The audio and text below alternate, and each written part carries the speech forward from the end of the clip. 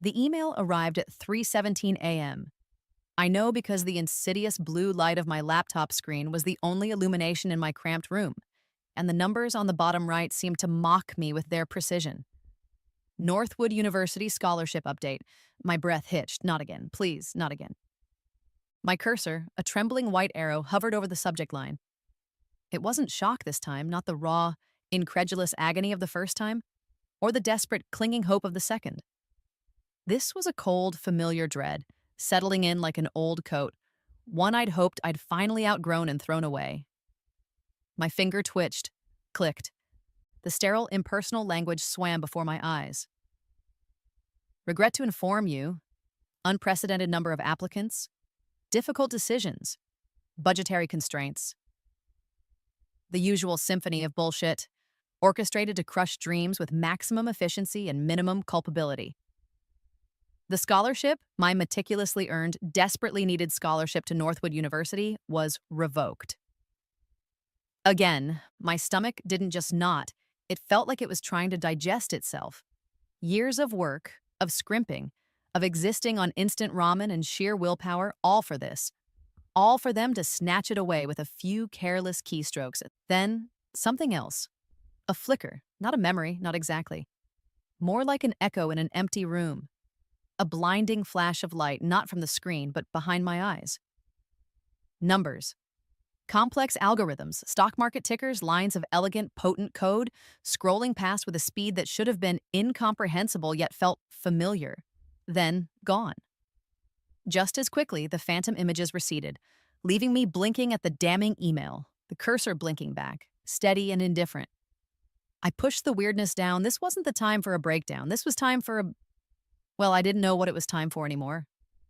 My apartment, if you could call it that, was a shoebox stacked on other shoeboxes, smelling perpetually of my downstairs neighbor's questionable cooking and my own simmering resentment.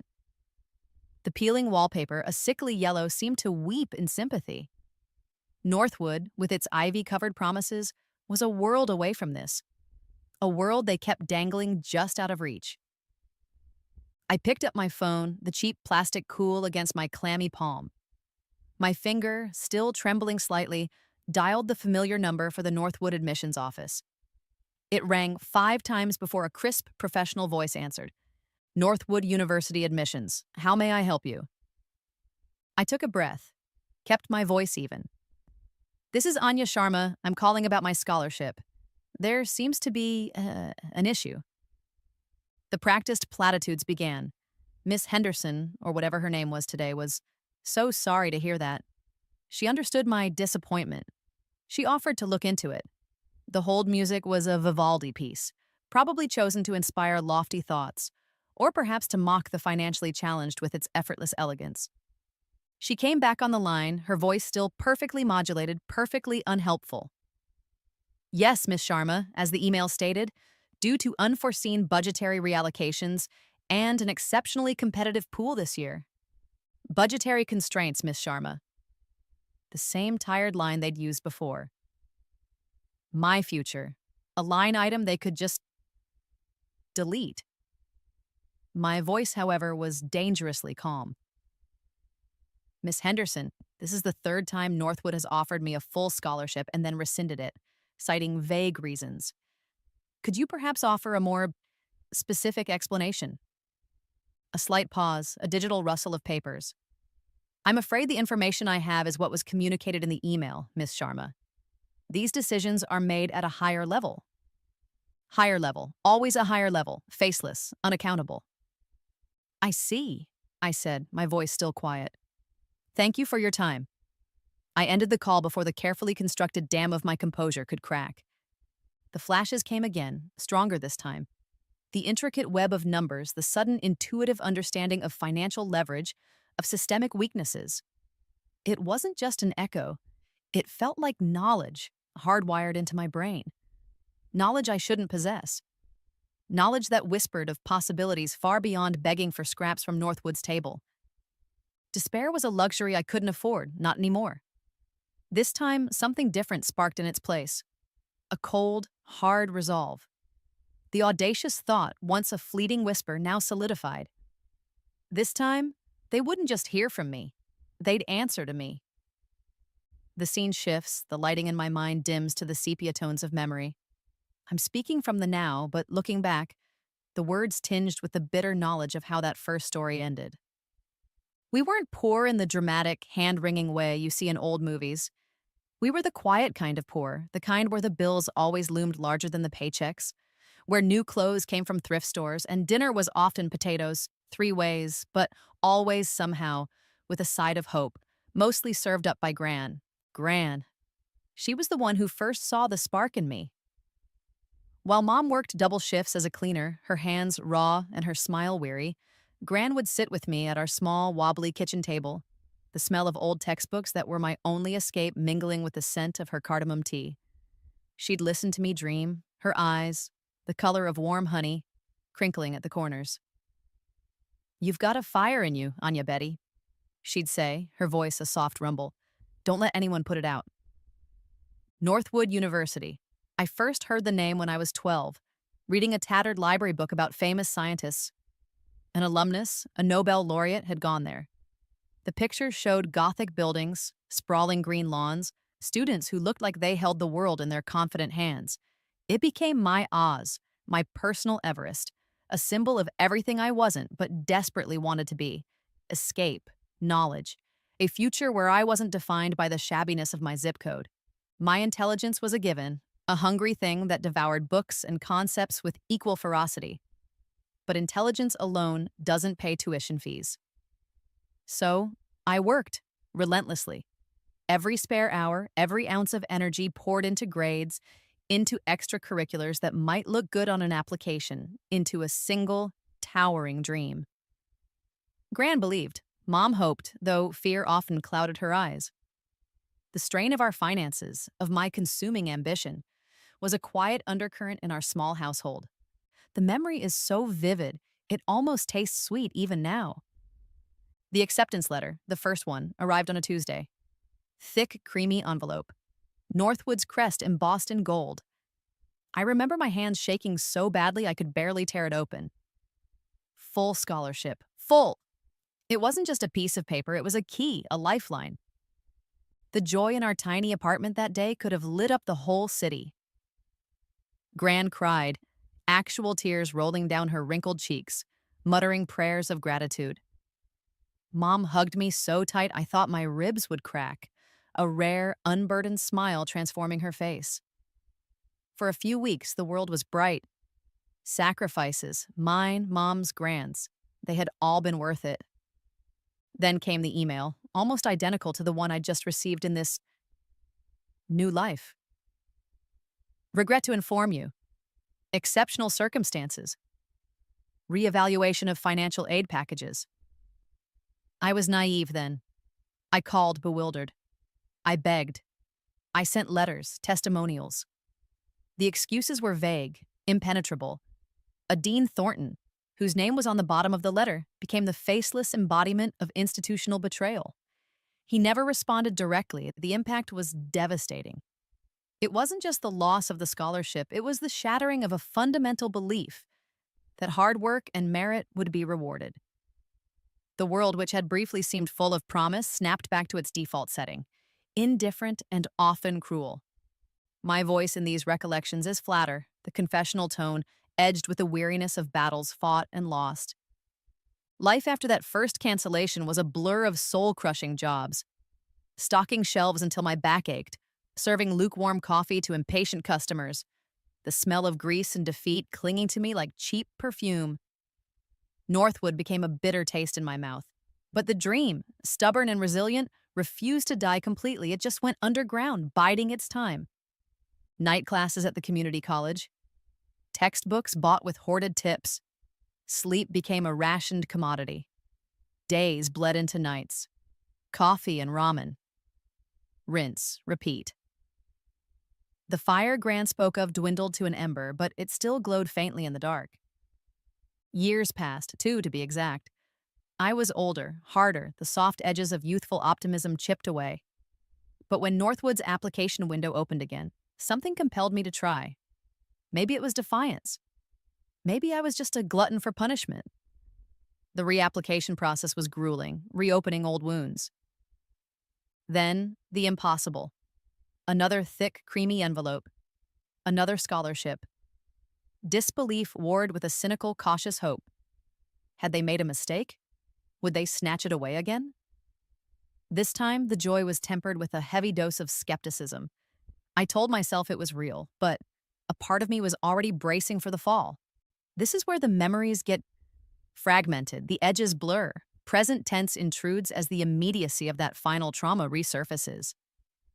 Leading up to the second cancellation in that first life, the one that preceded whatever this rebirth is, a sense of foreboding hung heavy. I was different then, in my last few weeks. Bolder. I'd started asking uncomfortable questions, digging into the university's finances for a research paper, noticing discrepancies in their much-touted diversity initiatives. I think I was close to something, some minor scandal perhaps, something that would have embarrassed them. Maybe I was targeted. Maybe it was just bad luck. The email arrived, the second gut punch. But before I could even process that familiar betrayal, before I could even begin to fight, it happened. It's not a clear memory, more like a nightmare collage. I was walking home late from the library, the cancellation notice a lead weight in my backpack. Rain, slicking the streets. Headlights, too bright, coming too fast. A screech of tires, a sound that still makes the hair on my arms stand up. Blinding pain, a horrifying, crushing weight. Then, silence. A profound, absolute silence. And a feeling of falling, not down, but through. Through everything, light, information. An eternity compressed into a nanosecond. And then, nothing. Until I woke up screaming. I shift in my chair, the cheap plastic groaning under me. The memory of that awakening is still visceral, too close. My narrative slips fully into the past tense for this, a story I'm still trying to tell myself, to understand. I woke up screaming, but no sound came out. My throat was raw, my lungs burning, but the silence in the room was absolute, broken only by the frantic thumping of my own heart. My hands flew to my face. They were mine, the familiar shape, the scar on my left thumb from a childhood accident. But they felt younger, smoother. Panic, cold and sharp, clawed its way up my throat. I scrambled out of bed, my legs tangled in the thin blanket, and stumbled towards the small, cracked mirror above my dresser. The face staring back was mine. Anya Sharma. But it was the face from 3 years ago. Younger, less lined by worry, the shadows under the eyes not quite so permanent. The calendar on the wall, the one Mom had picked up from the dollar store with pictures of kittens, read August 2020. 3 years. I had somehow traveled back 3 years. The world tilted. I gripped the dresser, my knuckles white. It wasn't a dream. The details were too sharp, too real. The lingering scent of stale coffee, the precise pattern of cracks on the ceiling, the insistent drip of the faucet in the tiny bathroom, all achingly, terrifyingly familiar from that specific period in my past. Then came the flood. It wasn't a gentle stream of returning memories from my first life. It was a tidal wave, a tsunami of pure, unadulterated information. Financial data, global market trends, complex coding languages, quantum physics theories, the intimate biographies of people I'd never met, the rise and fall of corporations yet to be founded. It poured into my mind, a torrent of raw knowledge, impossibly vast, impossibly detailed.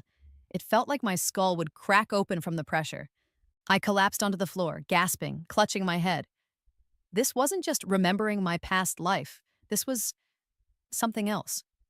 Something alien. Had I died? Was this some bizarre afterlife? Or had I, in that final violent moment of my first life, somehow downloaded the future? Or something far stranger? The how was a terrifying black box, but the what was screaming in my brain. I knew things. Impossible things.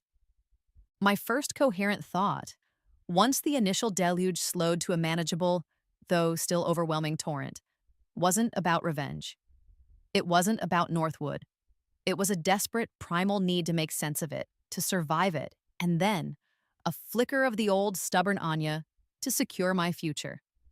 To make sure, with this impossible, terrifying new arsenal of knowledge, That the scholarship, the one that was still in this timeline, a few months away from being offered and then cruelly revoked again, would stick. This time, things would be different. They had to be. The shift to present tense now feels natural, as this is my current reality, the life I'm actively shaping with this strange new power. The first few weeks after the awakening, as I started to call it in my head, are a blur of cautious experimentation. I feel like an imposter in my own younger skin, the weight of unearned knowledge a constant pressure behind my eyes. The world looks the same, but I see it through an entirely new lens, a complex matrix of opportunities, risks, and predictable human behaviors. I start small. The stock market knowledge is the most immediately accessible, the most quantifiable. I scraped together the few $100s I had saved in this timeline money that, in my first life, went towards application fees and emergency ramen. My fingers, now guided by an intuition that feels both alien and intimately my own, dance across the keyboard of my ancient laptop. I buy a little-known tech stock just before it announces a breakthrough. I short another just before a scandal hits. It's like having the answers to a test no one else has even seen yet. The client payment for a freelance coding gig, a complex website build that in my first life would have taken me weeks of painstaking effort, hits my account. I'd completed it in 2 days, the lines of code flowing from me with an effortless elegance I don't understand but can't deny. It's more money than I'd seen in months back then. It's real. This power, whatever its origin, is real. I use some of it to pay off Mom's overdue electricity bill. She just stares at the cash, then at me, her eyes wide with a mixture of relief and suspicion. Anya, where did you— Freelance work, Mom, I say, trying for a casual smile. Good client. She doesn't quite believe me, but the relief wins out. When I tell Gran, very casually, to sell those few ancient forgotten shares her own father had left her, shares in a company I now know is teetering on the brink of a buyout, she just laughs. Oh, Anya Betty, what do you know of such things? Until the check arrived, triple what she'd ever dreamed they were worth. Then she just looked at me, a strange, knowing light in her honey-colored eyes, and patted my hand. You always were a clever girl. The initial fear, the sheer ontological shock of my situation begins to recede, replaced by a growing sense of confidence. Not arrogance, but a quiet certainty. I have tools now, powerful ones. The loneliness of my secret is immense, a constant companion. There's no one I can tell, no one who would understand. But the thrill of this burgeoning control, after a lifetime of being powerless, is a potent antidote. And then it happens, right on schedule. Or rather, right on the old schedule. The email from Northwood University lands in my inbox. Scholarship update. I open it. My heart rate doesn't even quicken. I read the familiar weaselly words. Regret to inform you, budgetary constraints. The anger is still there, a cold, hard ember glowing in my chest. But it's different now. It's not the desperate, helpless rage of before. It's analytical, focused. The faces of Dean Thornton, of the nameless, faceless administrators who rubber-stamped these dismissals of human potential, flash in my mind. The email is the same, the excuses the same. But I am not. This time, the dread is gone, replaced by a blueprint, a detailed, multi-layered, ruthlessly efficient blueprint that has been assembling itself in the back of my mind, piece by piece, ever since the awakening. It's no longer just about my scholarship, that's a skirmish. I'm thinking about the war, the sheer, breathtaking arrogance of these institutions, playing God with futures, doling out opportunities like feudal lords bestowing favors, all while hoarding endowments and preaching meritocracy. A new goal clicks into place, sharp and clear. It's audacious, it's terrifying, and it feels utterly, undeniably right. They want to play God with futures? Fine. I'll become the bank. I won't just get my scholarship back. I'll dismantle their system from the inside. I'll gain so much power they can't touch me or anyone like me ever again. Northwood University made a line item of my future. I'll make them a footnote in mine. The blueprint in my head isn't just about defense anymore. It's about conquest. Subtle, silent, financial conquest. My first moves are swift, almost invisible to the untrained eye. The knowledge I possess, this strange precognitive understanding of market ebbs and flows, is a weapon of unimaginable power. I don't just predict trends, I feel them, like a change in barometric pressure before a storm. Buy low, sell high, it sounds so deceptively simple. But when you know when low is bedrock and when high is the stratosphere about to be breached, it's a different game entirely. I leverage my initial modest capital. Cryptocurrency, a volatile beast to others, is a predictable algorithm to me. I ride its waves, multiplying my stake with each cycle. Then, tech startups. I know which ones will soar, which will flame out. I invest accordingly, a ghost in the machine, my digital fingerprints untraceable through layers of encrypted accounts and temporary IP addresses. It's not just about accumulating wealth, though the numbers in my secure accounts climb at a dizzying rate. It's about building infrastructure. Shell corporations, registered in obscure jurisdictions, spring into existence with a few keystrokes. A network of unwitting, or perhaps willfully ignorant for the right price, intermediaries, low-level financial consultants, hungry young lawyers execute my commands, never knowing the true architect of the strategies they implement. I am a whisper in the digital wind, a phantom pulling strings from the shadows of my tiny apartment. There's a stark, exhilarating terror to it all. Every successful trade, every new asset folded into my rapidly expanding portfolio feels like a victory. And a step further away from the girl who just wanted to study, the girl who wept over a revoked scholarship. That girl is still in here somewhere, watching with wide, slightly horrified eyes. But another Anya is taking the lead now, an Anya forged in the crucible of betrayal and armed with impossible knowledge. The loneliness is a constant ache, a dull throb beneath the thrill of this clandestine power. I eat alone, surrounded by screens displaying a river of data only I can truly navigate. Sometimes I catch my reflection in a dark monitor, pale, intense, the ghost of a smile playing on my lips. It's the smile of someone playing a very high-stakes game and, against all odds, winning. With capital comes capability. My next target, Northwood University itself. Not its gates, not yet. Its digital underbelly. My coding skills, now amplified to an almost supernatural degree, become my skeleton key. I'm not a hacker in the traditional sense. I don't brute force my way in. I find the flaws in their systems, the overlooked backdoors, the lazy security protocols. It's like walking through a house where all the windows have been left slightly ajar.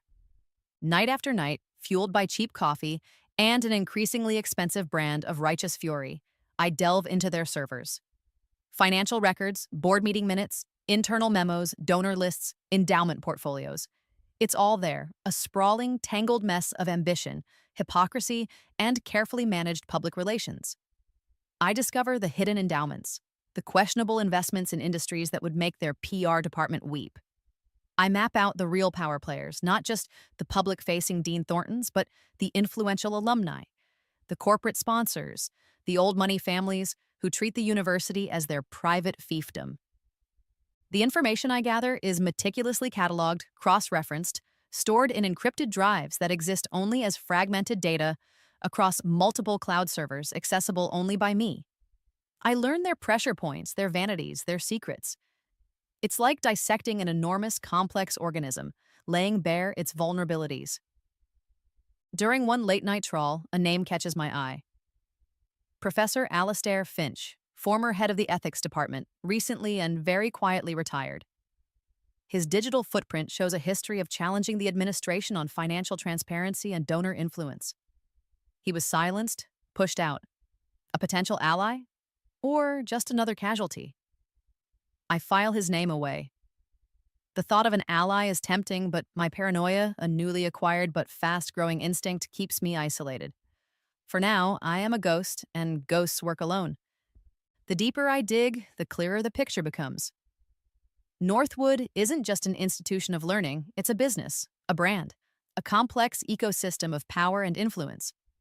And like any business, it can be pressured, manipulated, and, if necessary, broken. My first overt move against Northwood is not an attack, but a gift. A Trojan horse, perhaps, but one filled with genuine, untraceable cash. Through one of my newly established, impeccably anonymous charitable foundations, I make a significant donation to Northwood's chronically underfunded Classics Department. It's a department I know from my research is filled with passionate, brilliant academics constantly fighting for scraps, often overshadowed by the flashier, more lucrative STEM programs that attract big corporate donors. The sum is large enough to be noticed, to cause a stir, but not so large as to trigger immediate high-level panic. It's a calculated probe designed to test the waters, to observe the administration's reaction, to see how they handle an unexpected windfall that doesn't come with the usual strings attached from a wealthy alumnus demanding a building named after them. The reaction is illuminating. Confusion first, then a flurry of internal emails, which I, of course, have access to, trying to identify the mysterious benefactor. Dean Thornton, ever the opportunist, quickly tries to take credit, vaguely alluding to his tireless fundraising efforts. There are squabbles over how the money should be allocated, exposing internal fault lines and petty jealousies. Some want to absorb it into the general fund. Others see it as a chance to finally buy those rare manuscripts the Classics Department has coveted for years. I watch it all unfold from my shadowy perch, a faint smile on my lips. Let them wonder. Let them fight over it. I am just planting seeds, watering them with untraceable currency. The university, so accustomed to controlling the narrative of its own generosity, is flustered by an act of philanthropy it cannot claim or direct. It's a small thing, a tiny crack in their monolithic facade, but it's a start. And it confirms what I already suspected. They are predictable, and the predictable can be controlled. The game is truly afoot now. The anonymous gift was phase 1, observation. Phase 2 is active pressure. Northwood University, like most large private institutions, doesn't exist in a vacuum. It relies on a complex ecosystem of wealthy donors, corporate partnerships, and board members with deep ties to various industries. These are its arteries, its pressure points, and I intend to squeeze. My rapidly accumulating capital, managed through a labyrinth of anonymous trusts and holding companies, begins to seep into the companies that form Northwood's financial bedrock. I'm not interested in hostile takeovers, not yet. I'm interested in influence. A significant minority stake here, a controlling interest in a key supplier there. I buy shares in the corporations where prominent Northwood board members sit as executives. I become a silent, unseen partner in their financial lives. It's a delicate dance, a high-wire act performed in the digital ether. Too much pressure, and they'd spook, consolidate their defenses. Too little, and I'd never gain the leverage I need.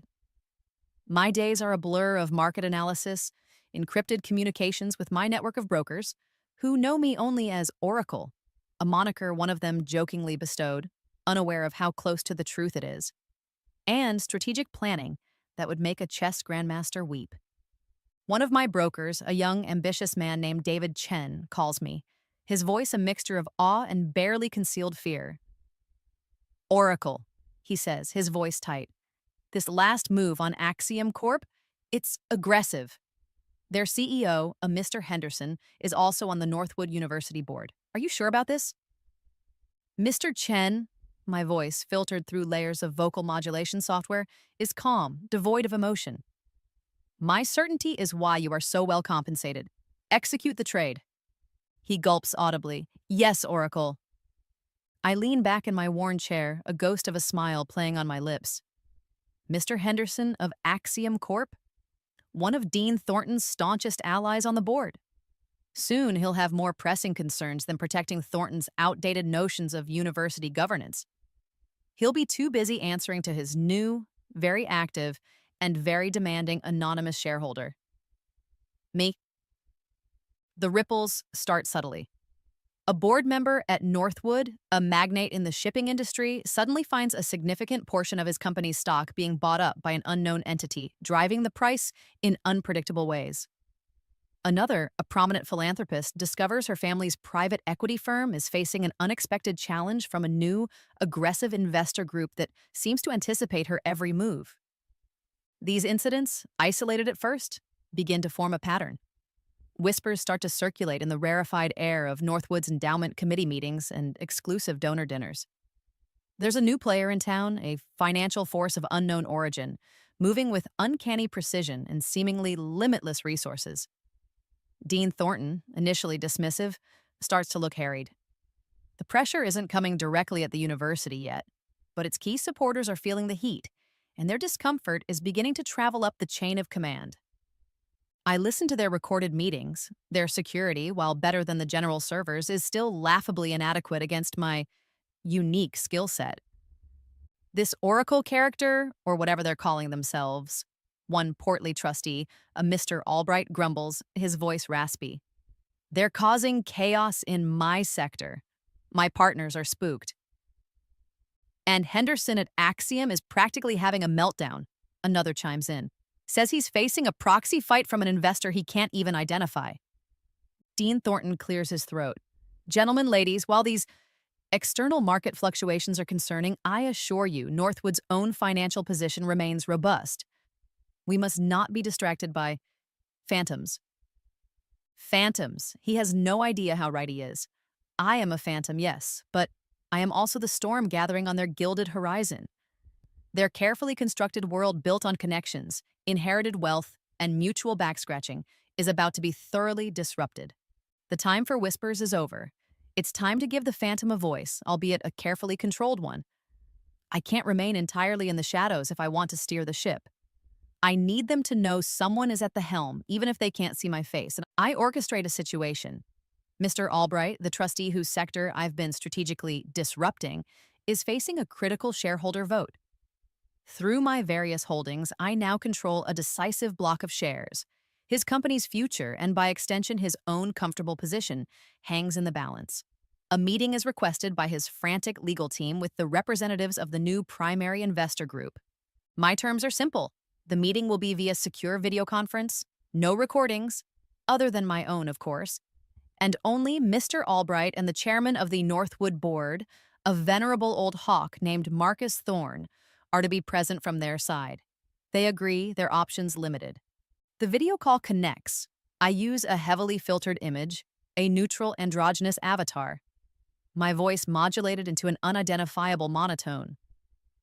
Albright looks pale, Thorne's face a mask of stoic curiosity. Mr. Albright, Mr. Thorne, my synthesized voice begins, calm and even. Thank you for agreeing to this meeting. Thorne, ever the direct one, cuts in. Who are you? And what is your interest in Mr. Albright's company, and by extension, Northwood University? My identity is not relevant at this juncture, Mr. Thorne, I reply. As for my interests, let us say I am a keen proponent of efficiency, accountability, and robust long-term financial health. For Mr. Albright's company, and for institutions like Northwood University. Albright splutters. You're blackmailing me! Blackmail is such an unrefined term, Mr. Albright. I counter smoothly. I prefer to think of it as aligning incentives. I believe we have a mutual interest in Northwood's future. I simply propose a more dynamic approach to its funding and governance, one that ensures its continued excellence without, shall we say, relying on outdated models that are prone to inefficiency. I lay out in broad strokes some initial proposals: greater transparency in endowment management, a review of administrative overheads, a strategic shift in investment focus, nothing overtly radical, nothing about tuition yet. Just sensible, business-like suggestions that are hard to argue against, especially when delivered by someone who clearly holds a financial sword of Damocles over one of their key members. Thorne listens, his eyes narrowed, stroking his chin. He's no fool. He knows this is just the opening gambit. And if we were to consider these suggestions, then Mr. Albright might find his upcoming shareholder vote proceeds much more smoothly, I reply. And Northwood might find itself with a new, very committed, albeit anonymous benefactor interested in its long-term prosperity. The shock on their faces, even filtered through the video call, is palpable. The dismissed student, the scholarship case they'd forgotten, is now dictating terms, however indirectly. The irony is a bitter, satisfying tang on my tongue. I am no longer begging for a seat at their table. I am demonstrating my capacity to flip the entire table over. Naturally, there's resistance. Dean Thornton, when he gets wind of this, and I make sure he does through carefully leaked internal memos, is apoplectic. He sees his traditional authority, his carefully cultivated fiefdom, under threat from this unseen force.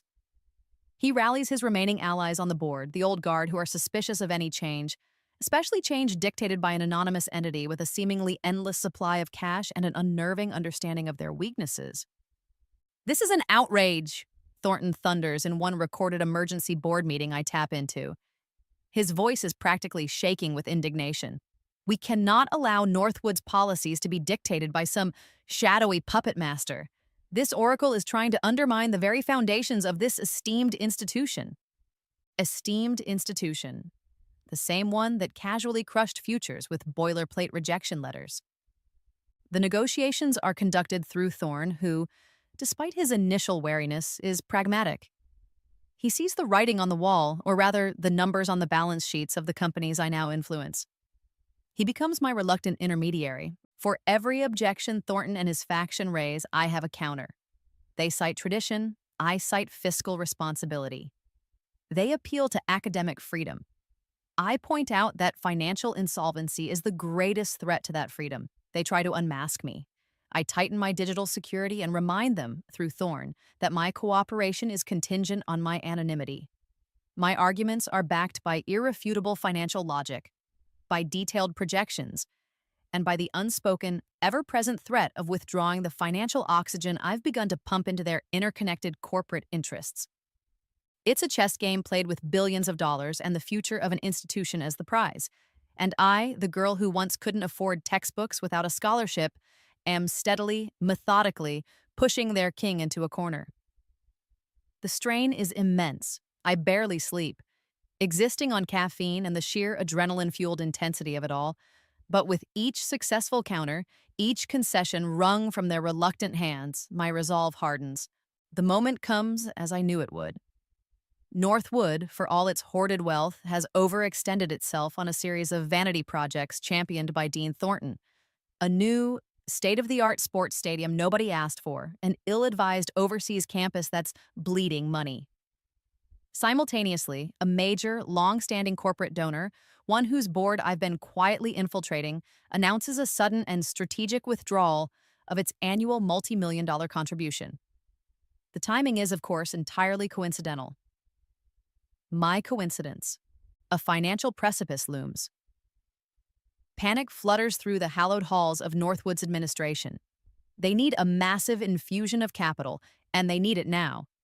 All other avenues, the traditional wells of alumni and corporate charity, are either drying up, thanks to my subtle pressures, or cannot move quickly enough. There's only one entity capable of providing salvation on this scale, under these urgent conditions: my anonymous foundation. Marcus Thorne calls another emergency board meeting. This time, the atmosphere is not one of indignant resistance, but of grim acceptance. I attend again as my digital avatar, my synthesized voice the calmest in the virtual room. I lay out my terms for the bailout: a complete restructuring of the university's financial governance, the establishment of a new, independent oversight committee for the endowment, heavily influenced by my appointees, and, crucially, significant authority over future budgetary and tuition policies vested in a new Office of Strategic Funding, which will naturally be directed by my chosen anonymous representatives. Dean Thornton attempts a final blustering protest. This is tantamount to selling the soul of Northwood. My avatar doesn't even flicker. Dean Thornton. My voice is cool, precise. Northwood's soul, as you put it, seems to have been remarkably comfortable with a system that arbitrarily revokes scholarships and prioritizes marble facades over human potential. Perhaps a new definition of its soul is in order, one that values solvency and genuine merit. The vote is a formality. They are trapped. The ayes have it, not a single no. Thornton's face, visible in his little video window, is a mask of utter, bewildered defeat. He still doesn't understand he was outplayed before he even knew he was in a game with me. The scholarship girl, checkmate. The transfer of funds is almost anticlimactic. A series of keystrokes, authorizations whirring through secure servers. The numbers on the screen are staggering, enough to buy a small country, or in this case, one very surprised and now very beholden university. Northwood's immediate financial crisis is averted. I am now, officially, its largest benefactor. And through the carefully worded agreements, Thorne had little choice but to sign, its new financial overlord. My first address to the reconstituted board and senior administration is brief, delivered again through my avatar. I speak of a new era of fiscal responsibility, of synergistic growth, of optimizing Northwood's potential for global academic leadership. I use all the right corporate buzzwords, the kind they understand and respect. I talk about efficiency, about return on investment in education.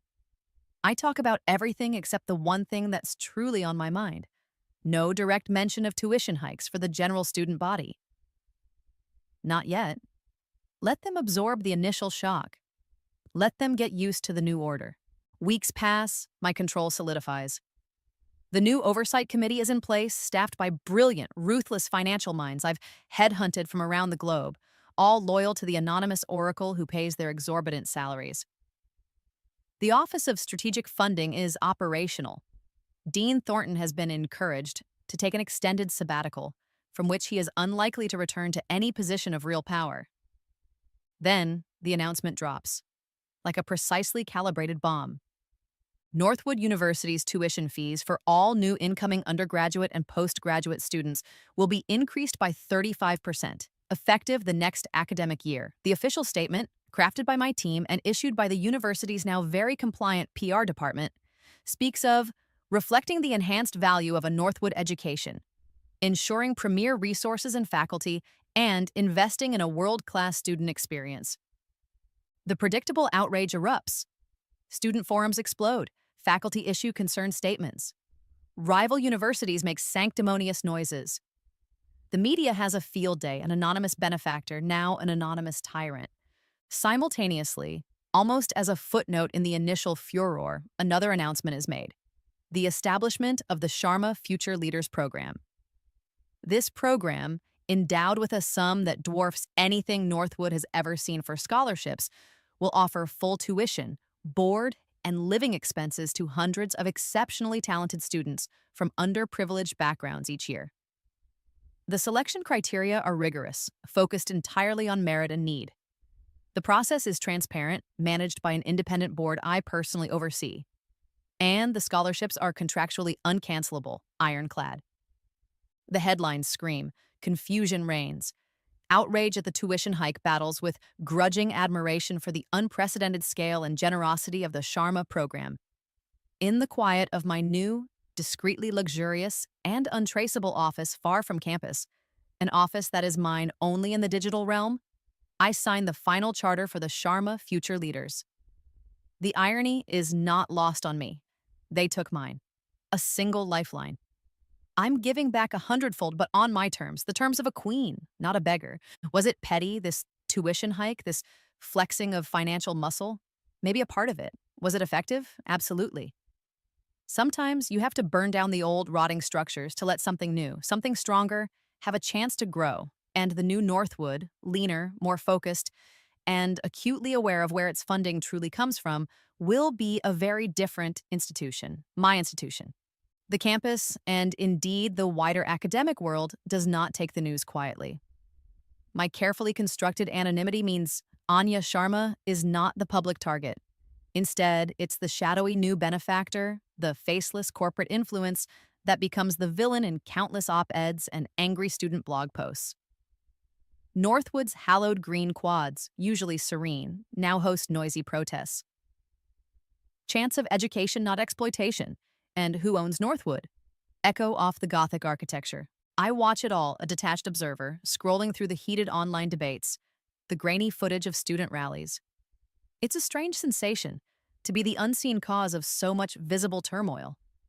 The media paints a picture of a venerable institution hijacked by a ruthless, profit-driven entity. They don't see the rot I'm trying to excise. They don't see the Sharma Future Leaders Program as anything more than a cynical PR move to offset the brutal tuition hike. Some faculty members resign in protest. Others, more pragmatic, or perhaps more appreciative, of the sudden influx of research funding to previously neglected departments. Another of my quiet initiatives, publicly defend the bold new vision. The university is a microcosm of society itself, fractured, argumentative, struggling to reconcile ideals with harsh economic realities I've deliberately imposed. One evening, my encrypted communicator buzzes. It's Maria Rodriguez, my best friend from my first life, or at least the version of her from this current timeline. We'd reconnected cautiously after my awakening. She'd won a partial scholarship to Northwood's journalism school, a dream she'd almost given up on. Now her voice is tight with an anger I recognize all too well. The anger of the disadvantaged facing yet another barrier. "Anya, this is insane," she says, not even a hello. "This tuition hike. People are devastated. Good students, smart students, they're going to have to drop out. How can Northwood do this? And this mysterious benefactor? It's like they're trying to turn it into some elite club for billionaires' kids." My heart aches. This is the cost, the collateral damage. "Maria," I begin, choosing my words carefully, my voice still filtered, still anonymous even to her in this context of my oracle persona that I've indirectly let her know is a contact of mine. Sometimes, for a system to be truly reformed, it has to be shaken to its core. The new scholarship program? It's designed to catch those who would fall through the cracks. "A few hundred scholarships don't make up for pricing out thousands," she retorts, her voice thick with emotion. "You sound like one of them.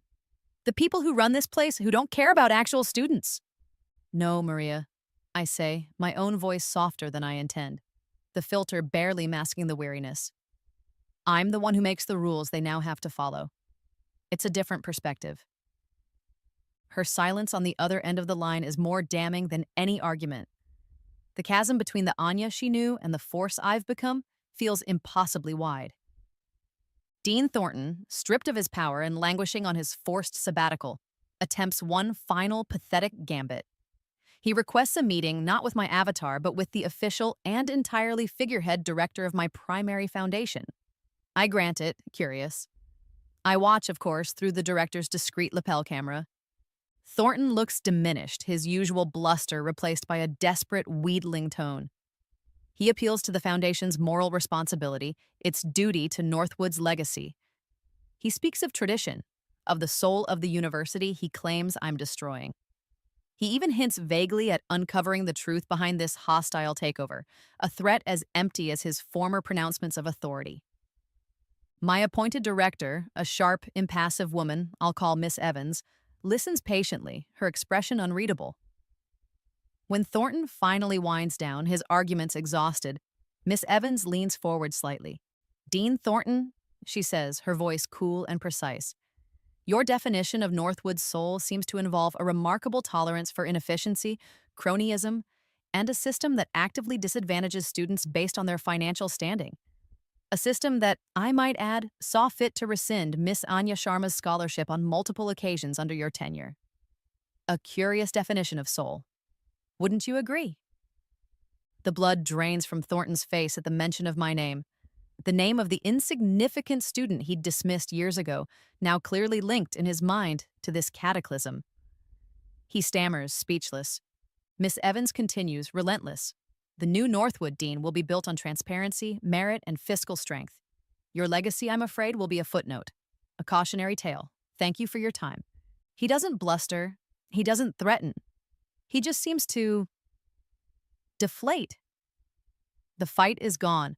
It's a quiet, almost pitiful end to his reign. His power was always an illusion, derived from the institution. I derived mine from understanding its weaknesses and exploiting them. There's a grim satisfaction in it, but no joy. He was a symptom, not the disease. The disease was the system itself. And I am its new and hopefully more effective physician. Months later, the first cohort of the Sharma future leaders arrives on campus.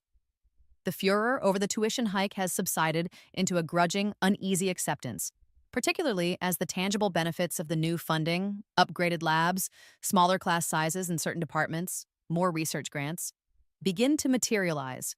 I arranged to be present, not as myself, Anya Sharma, the once rejected student, but as an anonymous observer during their orientation week.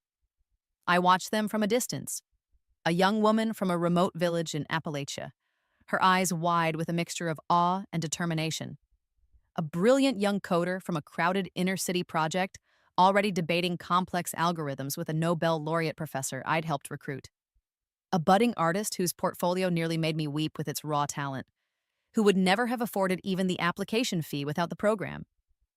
They are bright, they are hungry, they are bursting with the kind underscore of potential Northwood used to so casually discard.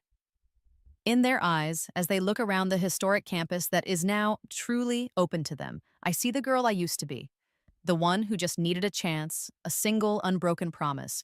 A young man, his scholarship acceptance letter clutched in his hand like a sacred text, turns to a fellow scholar. "Can you believe we're actually here?"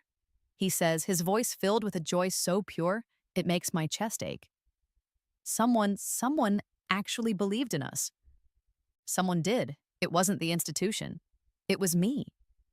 And for this moment, seeing this tangible result of my ruthless, complicated campaign, the weight of my decisions, the loneliness of my power feels a little lighter.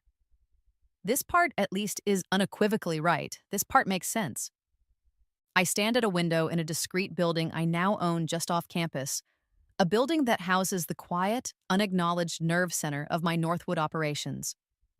The sun is setting, casting long shadows across the green, bathing the Gothic towers in a warm, golden light. It looks beautiful, peaceful, deceptively so. The knowledge from my rebirth, the how and why of it, remains a mystery, a constant hum beneath the surface of my thoughts. Is it a gift? A curse? A cosmic error? I still don't know. I carry it with me, this impossible burden, this incredible power. I've used it to right a personal wrong, yes, but also to reshape an institution, to force it, however unwillingly, towards a version of meritocracy it only ever paid lip service to. Have I changed? Irrevocably. The girl who dreamed of simply attending Northwood is a ghost, a memory. In her place is a woman who owns it, in all but name.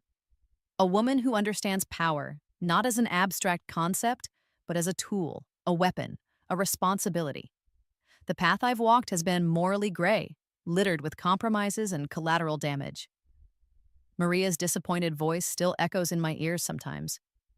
But then I think of the Sharma scholars, their faces bright with a future that just a year ago would have been impossible for them. And I know this is not an ending. It's a beginning. They canceled my scholarship, trying to break me. They didn't realize they were just teaching me how to buy the whole damn system. And I, Anya Sharma, the girl they tried to erase, was just getting started. The world is full of unjust systems, of closed doors and gatekeepers. Northwood was merely the first. My blueprint has many more pages yet to be written.